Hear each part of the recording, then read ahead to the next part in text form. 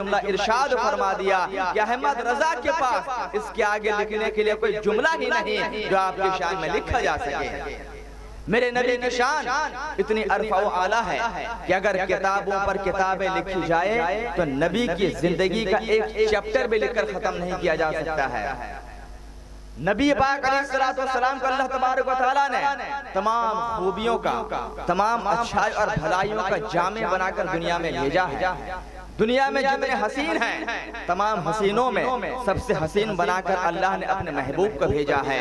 دنیا میں جتنے عقل مند لوگ ہیں تمام عقل مندوں میں سب سے بڑا عقل کامل والا ذات بنا کر اللہ نے اپنے محبوب کو دنیا میں بھیجا ہے۔ دنیا میں جتنے سخاوت کرنے والے لوگ ہیں تمام سخیوں میں سب سے بڑا سخی بنا کر اللہ نے اپنے نبی کو بھیج دیا ہے۔ دنیا میں جتنے رسول ہیں تمام رسولوں میں سب سے اولا و اعلیٰ بنا کر اللہ نے اپنے محبوب کو بھیج دیا ہے۔ غرض کی جس کوالٹی کو دیکھیں گے، جس خوبی کو دیکھیں گے، اس خوبی میں میرے مصطفیٰ آپ کو یگانہ روزگار نظر آئیں گے، یکتا نظر آئیں گے۔ تبھی تو بریلی کا امام جب قلم اٹھاتا ہے تو کیا لکھتا ہے؟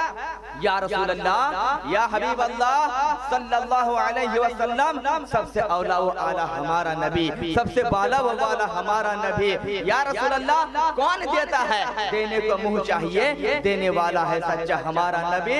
سب چمک والے اجلوں میں چمکا کیے، سب چمک والے اجلوں میں چمکا کیے، اندھے شیشوں میں چمکا ہمارا نبی، اندھے شیشوں میں چمکا ہمارا نبی۔ اب ہمارے نبی کا اوصاف مبارکہ میں ابھی اس پر آؤں گا انشاءاللہ، لیکن اس سے پہلے آپ ایک چیز کو سمجھ لیں کہ ہم نبی پاک علیہ السلام کی امتی ہیں کہ نہیں بھائی؟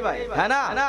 ہم اہل حضور علیہ السلام کی امتی ہیں۔ تو امتی ہونے کی حیثیت سے اگر ہم اپنے نبی کی تعریف کریں، اپنے نبی کی خوبیوں کو بیان کریں تو یہ کوئی کمال کی بات نہیں ہے۔ کمال تو اس وقت ہے کہ جب کوئی غیر ہمارے نبی کی تعریف کرتا ہوا نظر آئے۔ اگر ایک باپ اپنے بیٹے کی تعریف کر رہا ہے کہ میرا بیٹا بہت اچھی پڑھائی کرتا ہے، میرا بیٹا دیکھنے میں بڑا حسین و جمیل ہے، میرا بیٹا بڑا عقل مند ہے، اگر ایک باپ، ایک ماں اپنے بچے کی تعریف کرے، یہ کمال کی بات نہیں ہے۔ کمال کب ہے؟ عربک میں کہاوت ہے الفضل ما شہدت بہ الاعداء، فضیلت اور کمال اس وقت ہوگی جب کوئی آپ کا اگینسٹ، آپ کا مخالف، آپ کا دشمن آپ کی تعریف کرے، اس وقت کہا جائے گا یہ آدمی تعریف کے لائق ہے، یہ آدمی تعریف کے قابل ہے۔ اب آؤ ذرا دیکھو تاریخ کے صفحات کو پلٹ کر دیکھو، ہم امت محمدی ہونے کے ناطے اگر اپنے نبی کی تعریف کر رہے ہیں یہ کوئی کمال کی بات نہیں ہے۔ کمال تو یہ ہے کہ ایک غیر مسلم سائنسداں، ایک غیر مسلم مورخ نے اپنے نبی کی تعریف میں کیا کچھ لکھا ہے۔ آپ نے ایک نام سنا ہوگا، مائیکل ہرٹ، امریکہ کا رہنے والا بہت بڑا سائنٹسٹ، بہت بڑا قلمکار۔ اس شخص نے پوری دنیا کا سفر کیا اور سفر کرنے کے بعد اس نے ایک بڑی عظیم الشان کتاب لکھی، پوری دنیا کا جائزہ لیا، ہر مذہب کے لوگوں کا جائزہ لیا، تحقیقات کیا اور کرنے کے بعد ایک کتاب لکھی۔ اس کتاب کا نام اس نے رکھا 100 Great Personalities of this World، یعنی دنیا کے 100 عظیم شخصیات، دنیا کے 100 عظیم شخصیات۔ ایک ہوتا نا آج کے دور میں آپ نے سنا ہوگا گینیس ورلڈ ریکارڈ، ہے نا؟ گینیس ورلڈ ریکارڈ کی ایک بک ہوتی ہے جس میں دنیا کے عجیب و غریب کام کرنے والے یا بہت حیرت انگیز کام کرنے والے لوگوں کا نام وہاں درج کیا جاتا ہے۔ تو مائیکل ہرٹ بھی پوری دنیا کا سفر کیا، سفر کرنے کے بعد اس نے جو نتیجہ نکالا، جو کتاب لکھی، اس کتاب کا نام رکھا 100 Great Personalities of this World، اس دنیا کے 100 عظیم شخصیات۔ لیکن اے مسلمانوں قربان جاؤ، اپنے نبی کے شان پر قربان جاؤ، اپنے نبی کے مقام پر قربان جاؤ، اپنے نبی کے مرتبے پر قربان جاؤ۔ He wrote that the greatest personalities of this world and he wrote in the first line, first page, he said that the greatest personality of this world is Muhammadur Rasulullah sallallahu alaihi wasallam, peace be upon him, peace be upon him۔ Michael hurt لکھتا ہے میں نے پوری دنیا کو دیکھا، میں نے مشرق کو دیکھا، میں نے مغرب کو دیکھا، میں نے جنوب کو دیکھا، میں نے شمال کو دیکھا، 100 عظیم لوگوں کو میں نے کھنگالا، لیکن میں نے دیکھا اس پوری دنیا کے اندر سب سے بہترین ذات اگر کوئی ہے تو محمد الرسول اللہ کی ذات ہے، محمد الرسول اللہ کی ذات ہے۔ تبھی تو بریلی کا امام کہتا ہے سب سے اولا و اعلیٰ ہمارا نبی، سب سے بالا و بالا ہمارا نبی۔ ایک عیسائی کرسچن آدمی ہمارے نبی کی خوبیوں کا اعتراف کر رہا ہے، اس سے بڑی بات اور کیا ہوگی بھائی؟ ہم اور آپ تعریف کریں تو یہ کمال نہیں ہے، لیکن غیر مسلم ہمارے نبی کے شان میں زبان کھول کر لکھتا ہے کہ دنیا کے 100 عظیم لوگوں میں بھی سب سے بڑی ہستی جو مجھے نظر آئی وہ دنیا کے اندر محمد رسول اللہ کی ذات نظر آئی۔ ارے آج تو اے آئی کا زمانہ آ گیا، آرٹیفیشل انٹیلیجنس کا زمانہ آ گیا۔ آپ ذرا اے آئی سے پوچھ کر دیکھو، کبھی آپ نے ٹرائی کیا؟ آپ گوگل کھول لو، آپ گوگل کھولنے کے بعد یا پھر اے آئی کھول لو، چیٹ جی پی ٹی کھول لو، کھولنے کے بعد آپ اس سے پوچھو کہ دنیا کے سب سے عظیم شخصیت کون تھے، یقیناً آپ کو یہی آنسر ملے گا، دنیا کی سب سے عظیم شخصیت اگر کوئی ہے تو مسلمانوں کا پیشوا محمد رسول اللہ کی ذات ہے۔ ارے آپ اپنی قسمت پر ناز کرو کہ اس نبی کا کلمہ پڑھتے ہو جن کو اللہ تبارک و تعالیٰ نے سارے عالم میں سب سے بہترین بنا کر بھیجا، سب سے کریم بنا کر بھیجا، سب سے عمدہ بنا کر بھیجا، سب سے حسین بنا کر بھیجا، سب سے جمیل بنا کر بھیجا۔ وہی تو ہمارے نبی کی شان ہے، ہمارے نبی کا کمال ہے۔ مفسرین نے لکھا ہے کہ اگر دنیا کی خوبصورتی میں ایک پہلو پر بات کرنے جا رہا ہوں کہ اللہ تبارک و تعالیٰ نے یوں تو اپنے حبیب پاک صلی اللہ علیہ وسلم کو بے شمار خوبیوں سے نوازا تھا، آپ کی ہر کوالٹی 100% مکمل ہوتی تھی، لیکن ان میں ایک خوبی کو میں بتاتا ہوں کہ میرے نبی علیہ السلام کے حسن و جمال کا عالم کیا تھا، میرے نبی کتنے خوبصورت تھے۔ میں نے ایک کتاب پڑھی تذکرۃ الانبیاء، اس کتاب کے اندر لکھا ہوا ہے کہ اللہ کا پیغمبر حضرت یوسف علی نبینا علیہ السلام، آپ نے بھی سنا ہوگا، بہت خوبصورت تھے، لیکن کتنے خوبصورت تھے آپ کو نہیں معلوم۔ آپ بس اتنا جانتے ہیں کہ حسن یوسف بڑا مشہور ہے۔ مفسرین نے لکھا ہے کہ یوسف علیہ السلام اتنے حسین و جمیل تھے، جب پانی پیتے تو حلق سے پانی نیچے اترتا ہوا دکھائی دیتا، کہو سبحان اللہ۔ اتنے خوبصورت تھے یوسف علیہ السلام کہ جب پانی پیتے تو حلق سے پانی نیچے اترتا ہوا دکھائی دیتا۔ اس کے بعد صاحب کتاب نے لکھا ہے، آپ کو معلوم ہے کہ یوسف کو اللہ نے اتنا حسین و جمیل بنایا ہے، لیکن یوسف کے پاس کتنا پرسنٹ حسن تھا؟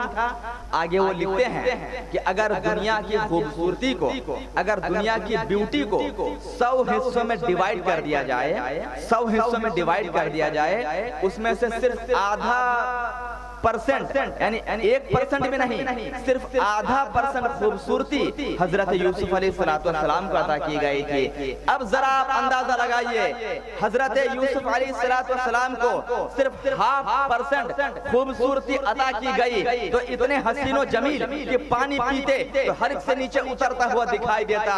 تو ذرا سوچو، مفسرین نے لکھا ہے میرے مصطفیٰ کو اللہ تبارک و تعالیٰ نے اپنے کرم سے 99% خوبصورتی عطا کر دی تھی۔ ذرا اندازہ لگاؤ، جب 0.5% خوبصورتی کا یہ عالم ہے تو 99% خوبصورتی والے کا عالم کیا ہوگا؟ جب حسن تھا ان کا جلوہ نما انوار کا عالم کیا ہوگا؟ ہر کوئی فدا ہے بن دیکھے دیدار کا عالم کیا ہوگا؟ یہ میرے نبی کا حسن تھا۔ 99% خوبصورتی، پوری دنیا کی خوبصورتی میں سے 99% خوبصورتی اللہ نے میرے مصطفیٰ کو عطا کر دیا تھا، سبحان اللہ سبحان اللہ۔ اور 0.5% خوبصورتی حضرت یوسف علیہ السلام کو عطا کی گئی تھی۔ اب آپ سوچتے ہیں باقی کے ہاف کہاں چلا گیا؟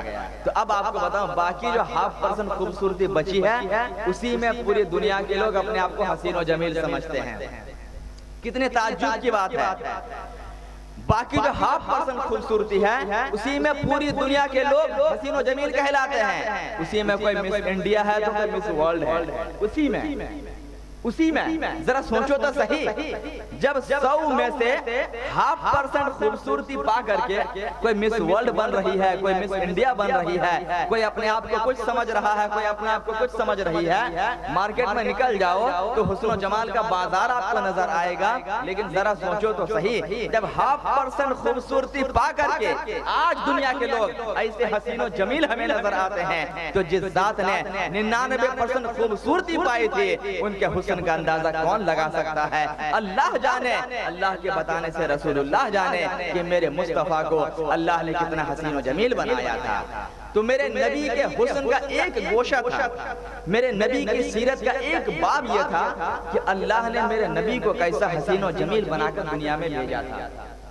اگر میرے نبی کے سارے اوصاف کو جمع کر دیا جائے تو کاغذ پر کتابیں ختم ہو جائیں گے، قلم خشک ہو جائے گا، رات ختم ہو جائے گی، لیکن میرے نبی کے اوصاف مبارکہ کو لکھ کر ختم کرنا ہمارے اور آپ کے بس کی بات نہیں ہے۔ نبی پاک علیہ السلام کی زندگی کے جس گوشے کو دیکھیں گے آپ کو ایک عجیب و غریب کیفیت، ایک عجیب و غریب بات نظر آئے گی کہ اللہ نے میرے نبی کو کیسا حسن و جمال کا پیکر، کیسے خوبیوں کا حامل بنایا تھا۔ ایک اور بات آپ کو بتا دوں، ایک اور بات، نبی پاک علیہ السلام کے پسینے کا تذکرہ آپ نے سنا ہی ہوگا۔ اگر ہمارے اور آپ کے بدن سے پسینہ نکل جائے تو وہاں مکھیاں بھنبھنانے لگتی ہے، لوگ بدبو کے مارے اپنی جگہ چھوڑ کر چلے جاتے ہیں۔ اتنی بدبو ایک عام انسان کے پسینے میں ہوتی ہے، لیکن اللہ مصطفیٰ کے پسینے کا کیا حال تھا ذرا سنو۔ حدیث پاک میں آتا ہے، صحابیہ فرماتی ہیں کہ رسول پاک علیہ السلام کو جب پسینہ آتا تو آپ کے پسینہ مبارک سے مشک و عنبر کی خوشبو آنے لگتی۔ سبحان اللہ۔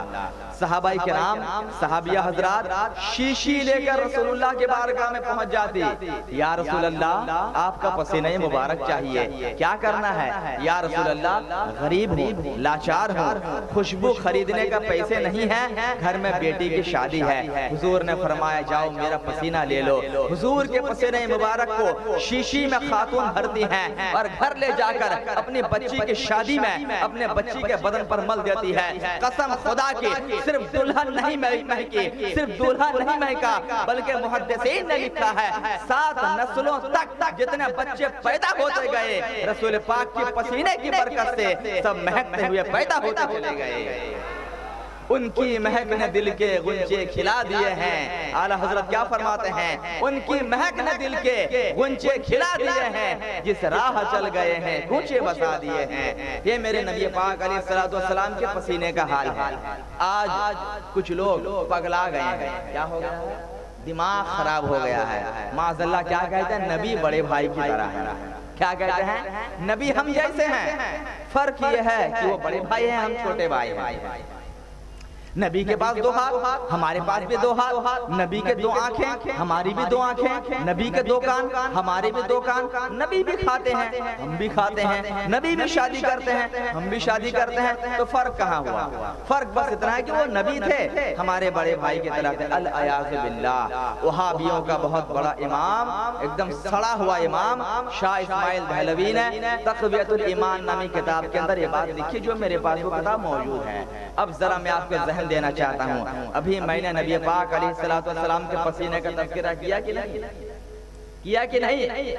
نبی کے پسینے کو ایک طرف رکھو اور امت کے پسینے کو ایک طرف رکھو، آپ کیا کہو گے؟ کیا پسینہ برابر ہے؟ نہیں۔ ہمارا پسینہ نکل جائے تو لوگ بدبو کے ہمارے جگہ چھوڑ کر بھاگ جائے، مکھیاں بھنبھنانے لگ جائے، اور میرے مصطفیٰ کے بدن سے پسینہ نکلنے لگے تو خوشبو سے معطر ہو جائے، لوگ ایک دم دلوں کو معوف کر دیتی ہے۔ ایسے خوشبودار پسینہ میرے مصطفیٰ کے جسم سے نکلا کرتا تھا۔ تو میں بتانا چاہتا ہوں، جب پسینہ برابر نہیں، جب پسینہ برابر نہیں تو نبی اور امتی کیسے برابر ہو سکتے ہیں؟ جب پسینہ برابر نہیں، نبی اور امتی کیسے برابر ہو سکتے ہیں؟ نبی کے تھوک کی برابری ہم نہیں کر سکتے ہیں، نبی کے بول و براز، پیشاب اور پاخانہ مبارک کی برابری ہم نہیں کر سکتے ہیں، تو نبی کے برابری امت کیسے کر سکتی ہے؟ اللہ ان لوگوں کو سمجھ عطا فرمائے، اللہ توفیق دے، یہ نبی پاک کی بارگاہ میں گستاخی کرنے سے پرہیز کریں، نبی پاک کی بارگاہ میں آ جائیں، آنے کے بعد توبہ کر لیں، ہو سکتا ہے رسول پاک ان کو معاف کر دے۔ آج لے ان کی پناہ، آج مدد مانگ ان سے، آج لے ان کی پناہ، آج مدد مانگ ان سے، کل نہ مانیں گے قیامت میں اگر مان گیا، کل نہ مانیں گے قیامت میں اگر مان گیا۔ حضرات، ہمارا اور اہل سنت والجماعت کا سب کا عقیدہ یہی ہے کہ حضور صلی اللہ علیہ وسلم نبی بھی ہیں اور بشر بھی ہیں، لیکن بشر تو ہیں، ہم جیسے بشر نہیں ہیں۔ ہم جیسے بشر نہیں ہیں بلکہ وہ افضل البشر ہیں، وہ سید البشر ہیں، وہ سید الکونین کا کائنات ہیں، وہ سید الملائکہ ہیں، وہ سید الانبیاء ہیں۔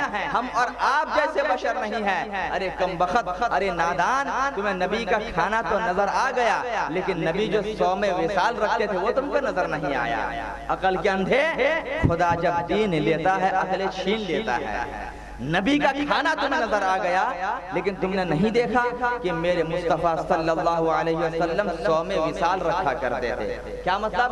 مسلسل روزہ رکھتے تھے، مسلسل کنٹینیو مہینہ مہینہ روزہ رکھتے تھے۔ صحابہ نے پوچھا یا رسول اللہ آپ کمزور ہو جائیں گے، کبھی کبھی گیپ کر دیا کیجئے، آپ کمزور ہو جائیں گے۔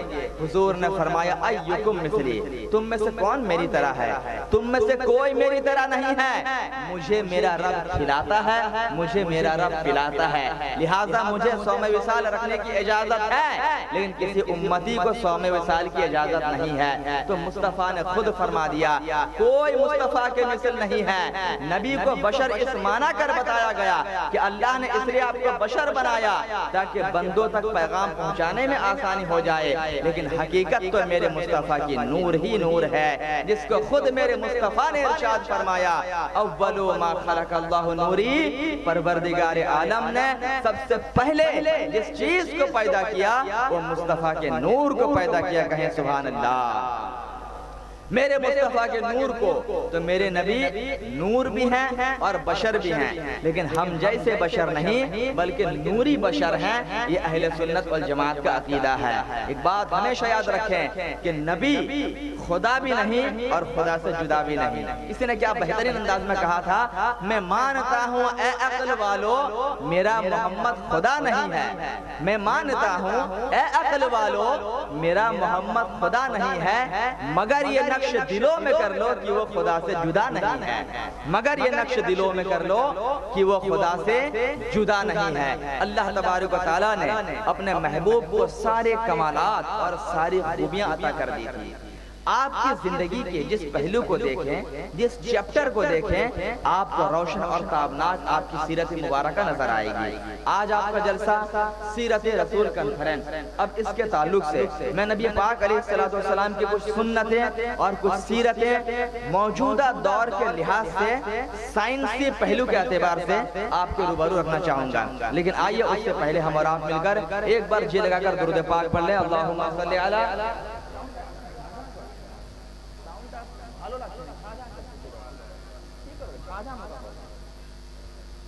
اللہ رب محمد صلی اللہ علیہ وسلم، نحن عباد محمد صلی اللہ علیہ وسلم، صلاۃ و سلام علیکہ یا رسول اللہ صلی اللہ تعالی علیہ وسلم۔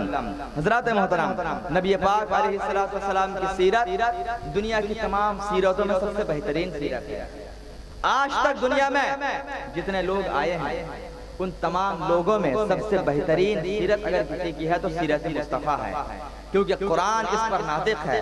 قرآن کہتا ہے لَقَدْ كَانَ لَكُمْ فِي رَسُولِ اللَّهِ أُسْوَةٌ حَسَنَةٌ۔ O people, the best life for all human beings is the life of Prophet Muhammad صلی اللہ علیہ وسلم۔ اے لوگوں، تمام کائنات کے لیے، تمام انسانوں کے لیے سب سے بہترین زندگی اگر کسی کی ہے تو رسول پاک علیہ السلام کی زندگی ہے۔ سب سے بہترین اسوہ، سب سے بہترین طریقہ، سب سے بہترین وے آف لائف اگر کسی کا ہے تو محمد رسول اللہ کی زندگی کا ہے۔ ہم آج دنیا میں زندگی گزارتے ہیں، ہم دیکھتے ہیں کہ کامیاب انسان کون ہے، ہم زندگی میں کامیاب ہونے کے لیے اس کو فالو کرتے ہیں۔ اگر ہم میں سے کوئی بڑا انٹیریئر ڈیزائنر ہے تو چھوٹا کیا کرتا ہے، اس بڑے کو فالو کرتا ہے، دیکھتا ہے کہ وہ کیسے اتنا بڑا انٹیریئر ڈیزائنر بن گیا۔ کوئی بہت بڑا کانٹریکٹر ہے تو چھوٹا کانٹریکٹر اس بڑے کو دیکھتا ہے وہ کیسے اتنا بڑا کانٹریکٹر بن گیا۔ کوئی بڑا ڈاکٹر ہے تو چھوٹا اس بڑے ڈاکٹر کو دیکھتا ہے، فالو کرتا ہے کیسے اتنا بڑا ڈاکٹر بنا۔ کوئی انجینئر ہے تو اپنے سے بڑے کو دیکھتا ہے کہ کون بڑا انجینئر کیسے بن گیا، مجھے بھی اس طریقے سے بننا ہے۔ کوئی بڑا عالم ہے، کوئی بڑا مفتی ہے، کوئی بڑا محدث اور مفسر ہے تو چھوٹے لوگ اس کو فالو کرتے ہیں، اس کو دیکھتے ہیں تاکہ زندگی میں اس کو کامیابی ملے، وہ سکسیسفل پرسن بن سکے۔ لیکن آؤ میں آپ کو بتاؤں، پوری دنیا کے لوگ دنیا کے لوگوں کو فالو کرتے ہیں کہ کیسے کامیابی ملے۔ پوری دنیا کے لوگوں کے دماغ میں ایک ہی بات ہے کہ ہم سکسیس کیسے ہوں، ہم کامیاب کیسے ہوں۔ آؤ قرآن کا اسلوب دیکھو، تمہیں کسی دنیا دار کو فالو کرنے کی ضرورت نہیں ہے۔ قرآن کہتا ہے تم مدینے کے تاجدار کو فالو کر لو، تم یہاں بھی کامیاب ہو جاؤ گے اور وہاں بھی کامیاب ہو جاؤ گے۔ قرآن نے اسی کو کہا لَقَدْ كَانَ لَكُمْ فِي رَسُولِ اللَّهِ أُسْوَةٌ حَسَنَةٌ، رسول اللہ کی زندگی میں تمہارے لیے بہترین نمونہ عمل ہے، بیسٹ آئیڈیل ہمارے رسول اللہ کی زندگی ہے۔ آج ہم سوچتے ہیں سلمان خان کو فالو کر لیا جائے، کس طرح بال رکھا، کس طرح پینٹ پہنا، ہمارا نوجوان دیکھتا ہے ہیرو کس طرح زندگی گزارتا ہے، اس کو ہیرو بننا ہے، اس کو ہیرو بننا ہے۔ ہم پوچھتا رہے بھائی یہ پینٹ میں بیچ بیچ سے کٹا کیوں ہے؟ بولے حضرت آپ نہیں جانتے، یہ شاہ رخ خان نے پھولا فلم میں اس طرح پینٹ پہنا تھا، کٹا کٹا کٹا کٹا۔ اب بیچارہ کیا کرتا ہے، نئی پینٹ خرید کر لاتا ہے اور لا کر اس کو بھی کاٹنا شروع کر دیتا ہے۔ ماں گالی پر گالی بکتی رہتی ہے لیکن بیٹا سنتا کہاں ہے، اس کو تو شاہ رخ خان بننا ہے۔ بال رکھتا ہے ایسے عجیب و غریب قسم کا، جب پوچھا جاتا ہے کہ یہ کیا ہے بھائی، بھالو کٹنگ کہاں سے لے کے آ گیا، یہ تو بھالو کٹنگ ہے۔ کیا بولتا ہے کہ حضرت آپ کو نہیں معلوم وہ پھولا سنگر اس طرح کا بال رکھا ہے، اس طرح کا بال۔ تو نوجوان کیا کرتا ہے، ہیرو کو دیکھتا ہے، ایکٹر کو دیکھتا ہے، کس کا لباس کس طرح ہے، کس کا چلن کس طرح ہے، کس کی چال کس طرح ہے، موٹا موٹا چین ہاتھ میں پہنے گا، پتہ ہی نہیں چلتا ہے کہ مرد ہے یا عورت۔ ارے ہاتھ میں چین پہننا، بریسلیٹ پہننا تو عورتوں کا کام ہے۔ آج کا نوجوان بریسلیٹ پہن کر گھومتا، دکھاتا ہم کتنے بڑے مرد ہیں۔ ارے یہ مردانگی کی علامت نہیں ہے، یہ تو نسوانیت کی علامت ہے۔ ہاتھ میں بریسلیٹ پہننا عورتوں کا کام ہے۔ اگر تم واقعی میں مرد ہو تو رسول پاک کی ناموس کے خاطر میدان جنگ میں نکل پڑو تو پتا چلے گا کتنے بڑے مرد ہو، تمہارے اندر مردانگی کتنی ہے۔ عورتوں جیسی چال اختیار نہیں کرنا ہے، اگر تمہیں فالو کرنا ہے تمہارے لیے بہترین زندگی رسول اللہ کی زندگی ہے۔ یہ سلمان اور شاہ رخ کوئی چیز نہیں ہے، رسول کی زندگی ہمارے لیے بہترین نمونہ عمل ہے، ان کو فالو کرو تم بہترین عاشق رسول بن جاؤ گے۔ اور ہماری بہنیں بھی اس میدان میں کم تھوڑی ہے، کمپٹیشن کا مارکیٹ ہے۔ ہماری بہنیں بھی آج جو ہے جو طور طریقہ اپنائی ہوئی ہے نا وہ بالکل بیان سے باہر ہے۔ بتانا تو نہیں چاہیے لیکن اگر ہم بتائیں گے نہیں تو آپ کو اپنے غلطی کا احساس کیسے ہوگا۔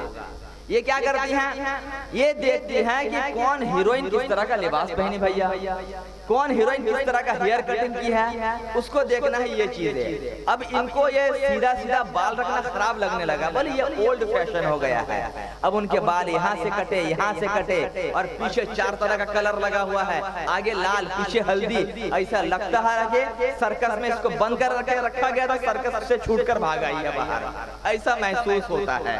اور ان کے لباس کو دیکھو بھائی، اب پتہ نہیں کیا کیا نائرہ گائرہ پاکستانی ہندوستانی سوٹ چل پڑا ہے، ایک سے ایک ان کے لباس دیکھو۔ چپکے سے شوہر کے کان میں آ کر کیا بولتے، سنو جی میرے نا بھائی کی شادی ہے، وہ جو فلاں سیریل میں جو ایکٹریس پہنی تھی پاکستانی سوٹ وہی والا ہمیں بھی لا کر دیجیے۔ اگر شوہر کہہ دے کہ نہیں ایسا مت پہنو، مسلمان ہو، مسلمان جیسا لباس پہنو، تو اتنا بڑا منہ کر لی گی، اتنا بڑا کہ جاؤ مجھے تمہارے ساتھ نہیں رہنا ہے، جاؤ مجھے بھائی کی شادی میں نہیں جانا ہے، اتنا بڑا منہ کر لے گی، اتنا بڑا۔ میری بہنوں یہ تمہارا رویہ نہیں ہونا چاہیے، یہ تمہارا کیریکٹر نہیں ہونا چاہیے۔ تم فلم کے ایکٹریس کو مت دیکھو کہ کون کیا پہن رہی ہے، تم دوسرے کے زیورات کو مت دیکھو کون کیا پہن رہی ہے، تم دوسرے کے چال چلن کو مت دیکھو کون کیا پہن رہی ہے۔ ارے تم یہ دیکھ لو رسول کی بیٹی نے کیا پہنا تھا، تم یہ دیکھو رسول کی بیوی سیدہ عائشہ صدیقہ نے کیا پہنا تھا۔ قسم خدا کی اگر تم نے سیدہ فاطمہ زہرا کی چادر کو آج اپنے سر کے لیے اوڑھنی بنا لیا، کل میدان قیامت ہوگا اور تمہارے ہاتھ میں فاطمہ زہرا کی چادر ہوا کرے گی، تم ان کی کنیز بن کر جنت الفردوس میں داخل ہو جایا کرو گے۔ لیکن اگر تم دنیا کی ہیروئن سے محبت کرو گی نا پھر کیا ہوگا معلوم ہے، ایک حدیث پاک ہوگی سنا کہ جو جس سے محبت کرتا ہے دنیا میں، جو جس سے محبت کرتا ہے قیامت کے روز وہ اسی کے ساتھ اٹھایا جائے گا۔ اگر ہم غوث پاک سے محبت کریں گے بروز قیامت حضرت غوث پاک اپنے قبر مبارک سے اٹھیں گے، ہم غلام بھی ان کے دامن کو تھام کر ان کے ساتھ ساتھ اٹھیں گے۔ ہم حضور اعلی حضرت سے محبت کرتے ہیں، ہم سرکار مجاہد ملت سے محبت کرتے ہیں، سرکار تاج الشریعہ سے محبت کرتے ہیں۔ تو حدیث یہ بتاتی ہے جو جس سے محبت کرے گا قیامت کے دن اسی کے ساتھ اٹھایا جائے گا۔ اب جو سلمان خان سے محبت کرے گا اسی کے ساتھ اٹھے گا۔ ابھی جلدی گنیش پوجا کیا ہے بھیا، یہ سب نام کے مسلمان ہوتے ہیں، گنپتی کی پوجا کیا ہے، پورے گھر والے مل کر پوجا کر رہے ہیں۔ سوشل میڈیا پر آپ نے دیکھا ہوگا ایک ریل وائرل ہوئی تھی، اس کے پورے خاندان والے بیٹھ کر گنپتی کی پوجا کر رہے ہیں۔ یہ ہے مسلمان۔ ان لوگوں کا دین و ایمان کیا ہے بھیا؟ کچھ نہیں ہوتا ہے۔ میرے عزیز ہمیشہ اس بات کو پیش نظر رکھنا کہ دنیا میں کسی کا مرتبہ کتنا اونچا ہو جائے یہ نہ دیکھو، دنیا میں کوئی کتنا بڑا دولت والا ہو جائے یہ نہ دیکھو، دنیا میں کوئی کتنا بڑا خاندان والا ہو جائے یہ نہ دیکھو، بلکہ یہ دیکھو اس کے سینے میں عشق مصطفیٰ ہے کہ نہیں، اس کا عقیدہ درست ہے کہ نہیں، اس کا ایمان سلامت ہے کہ نہیں۔ اگر عقیدہ درست ہے، اگر اس کا ایمان سلامت ہے وہ ہمارا ہے، اور اگر اس کا ایمان سلامت نہیں ہے نہ وہ ہمارا ہے نہ وہ رسول اللہ کا ہے اور نہ اللہ کا ہو سکتا ہے۔ اس کا ٹھکانہ یہاں بھی برائی کے ساتھ ہوگا اور مرنے کے بعد اس کا ٹھکانہ جہنم میں قرار دے دیا جائے گا۔ یہ نہیں دیکھنا ہے پرسنالٹی کیا ہے، بلکہ اصل بیس اور اصل بنیاد پر عشق مصطفیٰ ہے۔ قیامت کے دن موت کے وقت اگر ایمان کے ساتھ خاتمہ آپ کا ہوا ہے تو آپ مومن قرار دیے جاؤ گے، لیکن اگر موت کے وقت آپ کا ایمان سلامت نہیں تو آپ کا ٹھکانہ جہنم قرار دے دیا جائے گا۔ درود پاک پڑھے اللہم صلی علی سیدنا مولانا محمد وعلی آلہ وصحبہ وبارک وسلم اجمعین۔ صلاۃ و سلام علیکہ یا رسول اللہ صلی اللہ تعالی علیہ وسلم۔ حضرات محترم، میں عرض کر رہا تھا کہ حضور علیہ السلام کی زندگی، آپ کی سنت جس سے آج ہمارا بہت دور ہو گئے ہیں، سنت نبوی کے فائدے سنیں اور سائنس کا ریسرچ سنیں، کیونکہ ایک بات ہمیشہ یاد رکھیں کہ آج جو سائنس ہے نا یہ کہیں اور سے نہیں آئی ہے، بلکہ قرآن و حدیث سے سیکھ کر لوگ آج سائنٹسٹ بن رہے ہیں، ہے نا۔ اصل قرآن ہے، حدیث ہے، آج اسی پر ریسرچ کیا جا رہا ہے اور ریسرچ کر کے لوگ نئی نئی چیزوں کو بتا رہے ہیں اور ایجاد کر رہے ہیں۔ میں سب سے پہلا نقطہ بتاؤں، آقا کریم علیہ السلام ارشاد فرماتے ہیں، حدیث مصطفیٰ سنو، میرے نبی ارشاد فرماتے ہیں، صلو باللیل والناس نیام تدخل الجنت بالسلام۔ رات کو نماز پڑھو، رات کو نوافل پڑھو، اس وقت پڑھو جب ساری دنیا کے لوگ سو رہے ہوں۔ فائدہ کیا ملے گا؟ تدخل الجنت بالسلام، آپ سلامتی کے ساتھ جنت میں داخل ہو جاؤ گے۔ کہو نا سبحان اللہ، اور زور سے، اور زور سے، سیرت رسول کے نام پر اور زور سے۔ آپ سرکار کی محفل میں بیٹھے ہو، آمد مصطفیٰ کا ذکر سن رہے ہو، نبی کی حدیث سنو۔ میرے مصطفیٰ نے کیا ارشاد فرمایا؟ رات کو جو شخص نفل پڑھے گا، نفل پڑھے گا، اس وقت پڑھے گا جب دنیا کے لوگ سو رہے ہوں۔ اللہ کے رسول فرماتے ہیں تدخل الجنت بالسلام، سلامتی کے ساتھ جنت میں داخل ہو جائے گا۔ اب ذرا اس حدیث پاک پر غور کرو، میرے مصطفیٰ نے کیا ارشاد فرمایا؟ رات کے تنہائی میں، رات کے حصے میں نفل پڑھنے کے لیے حکم دیا۔ یہ کون سی نفل کی بات ہو رہی ہے؟ یہ نماز تہجد کے بارے میں بات ہو رہی ہے، یا پھر بعض محدثین نے لکھا ہے فجر کی نماز کے بارے میں بات ہو رہی ہے۔ اب اس حدیث پر آپ غور کریں، ہم مسلمان فجر کی نماز پڑھتے ہیں کہ نہیں؟ پڑھتے ہیں نا۔ بہت سارے لوگ تہجد کی نماز بھی پڑھتے ہیں، رات کے آخری حصے میں پڑھتے ہیں، الحمدللہ۔ اب اس کا فائدہ سنو، آپ نے ایک گیس کا نام سنا ہوگا آکسیجن، سنا کہ نہیں بھائی؟ دو گیس ہوتے ہیں، ایک آکسیجن ایک ہائیڈروجن، ایک کاربن ڈائی آکسائڈ۔ آکسیجن انسان لیتا ہے، سانس کے ساتھ اندر لیتا ہے تو اس کی جان بچ جاتی ہے، اور اپنے اندر سے خطرناک گیس کو باہر نکالتا ہے جس کو کاربن ڈائی آکسائڈ کہتے ہیں۔ بس سمجھ میں آ رہی ہے؟ آج پوری دنیا میں آکسیجن کے لیے لوگ پریشان ہیں۔ آکسیجن کا لیول جب انسان کا گر جاتا ہے تو جان چلی جاتی ہے۔ بس اوقات جان بچانے کے لیے آکسیجن ماسک لگوایا جاتا ہے، آکسیجن سلنڈر بہت سارے لوگوں نے خرید کر رکھا ہے، اور خاص کر کے آکسیجن کی اہمیت کا اندازہ اس وقت ہوا ہوگا جب کورونا کا زمانہ چل رہا تھا۔ کتنے لوگ صرف آکسیجن کی کمی کی وجہ سے مر گئے، ऑक्सीजन कितना इंपॉर्टेंट चीज है हमारी लाइफ में, जरा सोचिए। अब मैं आपको बताऊं कि आपको मालूम है कि सबसे ज्यादा ऑक्सीजन कुदरत के निजाम के जरिए हमें कब मिलता है?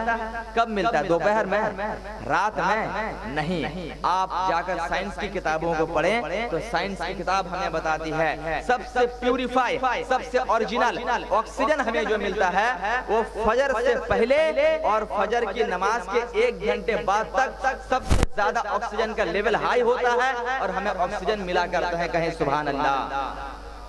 सबसे प्योर क्यों? उस वक्त ना गाड़ी चलती है, ना कारखाना चलता है, ना मिल चलती है, ना इंसानों की ज्यादा कंजक्शन होती है, कुछ भी नहीं होता है। उस वक्त हवा बिल्कुल साफ और शफाफ हुआ करती है, बिल्कुल पाकीज़ा हुआ करती है, ऑक्सीजन का लेवल बहुत हाई हुआ करता है। अब हदीस मुस्तफा को देखो, मेरे नबी एक तरफ क्या फरमा रहे हैं? फजर की नमाज पढ़ा करो या फजर से पहले नफल पढ़ा करो।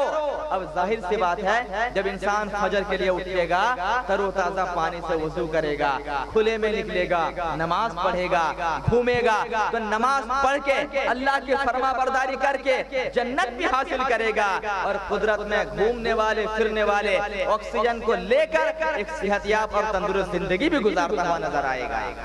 जो मेरे नबी ने फरमाया वही साइंस है। अगर आज भी हदीस मुस्तफा के मुताबिक जिंदगी गुजारी जाए, हम बेशुमार बीमारियों से बचते हुए नजर आएंगे। आज शुगर की बीमारी, डायबिटीज की बीमारी, कोलेस्ट्रॉल की बीमारी, क्या क्या बीमारी समाज में नहीं है, लेकिन यकीन जाने हर बीमारी का इलाज कुरान में है, हदीस में है। लेकिन जरूरत इसी बात की है कि हदीस के मुताबिक अमल भी तो किया जाए, अमल भी तो किया जाए। आपने पढ़े लिखे लोगों को देखा होगा, शहर में चले जाएं, यही आपके पांचकुड़ा बाजार में भी देखें, सुबह सुबह के वक्त कसरत के साथ पढ़े लिखे डॉक्टर लोग, इंजीनियर लोग, प्रोफेसर लोग सुबह सुबह आपको टहलते हुए नजर आएंगे। सुबह सुबह मॉर्निंग वॉक करते हैं। क्या करते हैं?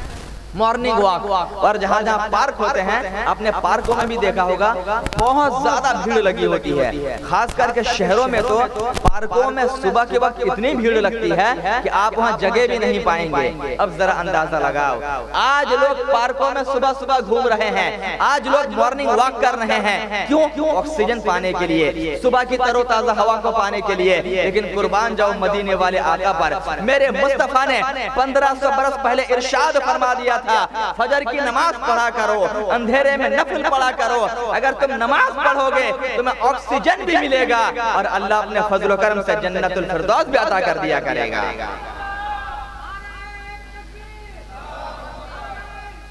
या रसूलल्लाह, जिंदाबाद जिंदाबाद, अल्लाहु अकबर। बहुत देर के बाद लगता है किसी को मेरी तकरीर समझ में आई है।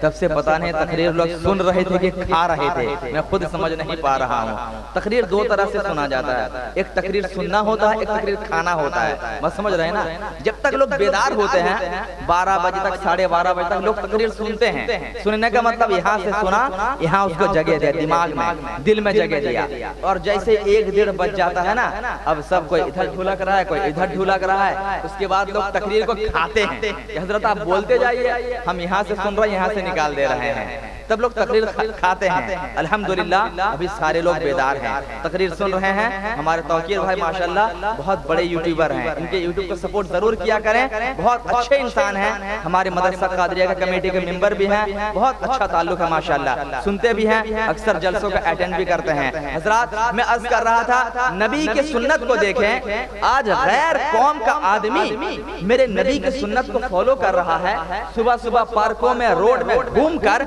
अपने सेहत को अच्छा कर रहा है। लेकिन हाय अफसोस, उस वक्त मुसलमान टांग उठाकर बिस्तर पर सो रहा होता है, टांग उठाकर सोता है। नबी की थ्योरी पर, नबी के फरमान पर गैर कौम अमल कर रही है और अमल करके तरक्की पा रही है। और आज मुसलमान नबी के फरमान से दूर होकर के तरह तरह के मुसीबतों में गिरफ्तार होता हुआ नजर आता है। क्यों?